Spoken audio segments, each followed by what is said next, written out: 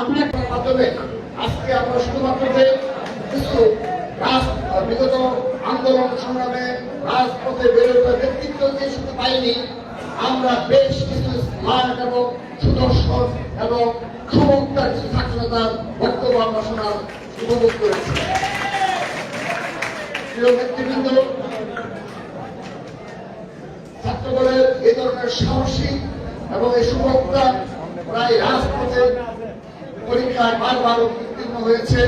সেজন্য আমরা আজকে সরজমিনে এসে আমি এবং সাধারণ সম্পাদক সহ সিনিয়র সাধারণ সম্পাদক সহ আজকে এই জয়পুরহাট জেলায় একটি ঐতিহাসিক কর্মী সম্মেলনে সফলভাবে সম্পন্ন হল। এই সফল করার জন্য জয়পুরহাট জেলা ছাত্রদলের সকল পর্যায়ের নেতা কর্মীদের আমি আবারও রক্তিম শুভেচ্ছা এবং বিপ্লবী অভিনন্দন জানাচ্ছি। উপহার দিয়েছেন এদেশের মানুষের ভাগ্য, এদেশের মানুষের স্বাধীনতা সার্বভৌমত্ব রক্ষায় তিনি নিজের জীবন বিপন্ন করে মিথ্যা এবং পরবাসী মামলায় 6 বছর অধিক সময় ধরে তিনি জেলখানায় বন্দী রয়েছেন। আজকের এই কর্মী সভা থেকে আমরা দেশ নেত্রী বেগম খালেদা জিয়ার নিঃশর্ত মুক্তি দাবি করছি।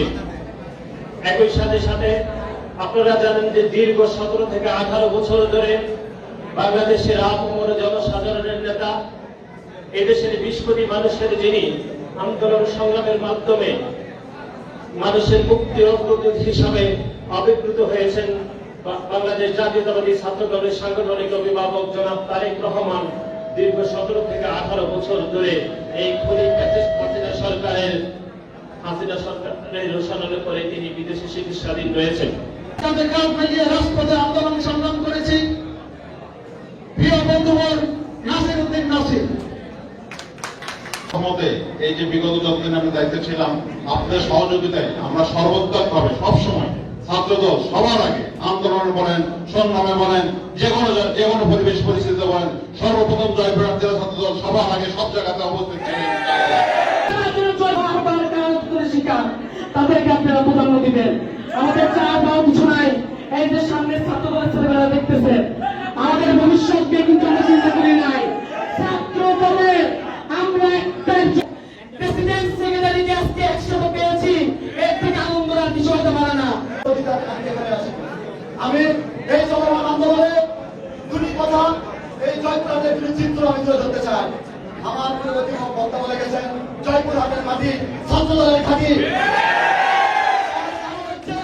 আজকে বর্তমানে জয়পুরহাট জেলার বিরুদ্ধে সম্মানিত আহ্বায়ক তিনি সাবেক ছাত্রদলের সভাপতি ছিলেন, তিনি সিনিয়র যুগ্ম আহ্বায়ক, তিনিও সাবেক ছাত্রদলের সভাপতি ছিলেন, যুবদলের যে সদস্য সচিব তিনিও সাবেক ছাত্রদলের সাধারণ সম্পাদক ছিলেন। তারা বোঝা যায় জয়পুরহাটের মাটি ছাত্রদলের। যারা আন্দোলন সংগ্রামে ভূমিকা রেখেছে তাদের উপর এই ভূমিকা দেবেন, এই আন্দোলন আপনাদের উপর রাখতে চাই। এরপরে আমি কর্মী সম্মেলন সভাপতি আমার রাজনীতি উপজেলার ছাত্রদলের পক্ষ থেকে একটাই দাবি থাকবে, যারা বিগত আন্দোলন সংগ্রামে সক্রিয় ছিল, যারা ধর্মশীলের রাজনীতি করে নাই, কর্মীদের পাশে ছিল, এই সকল ব্যক্তিত্ব আমরা চাই এবং অভিনন্দন। সম্মানিত নেতৃবৃন্দ, আজকে বাংলাদেশের সকল শিক্ষাঙ্গন সন্ত্রাস মুক্ত, বাংলাদেশের শিক্ষা ব্যবস্থা ধ্বংস, নতুন শিক্ষাঙ্গন পরিকরণে বাংলাদেশের গণতন্ত্র, বাংলাদেশের মানুষের ভোটাধিকার এবং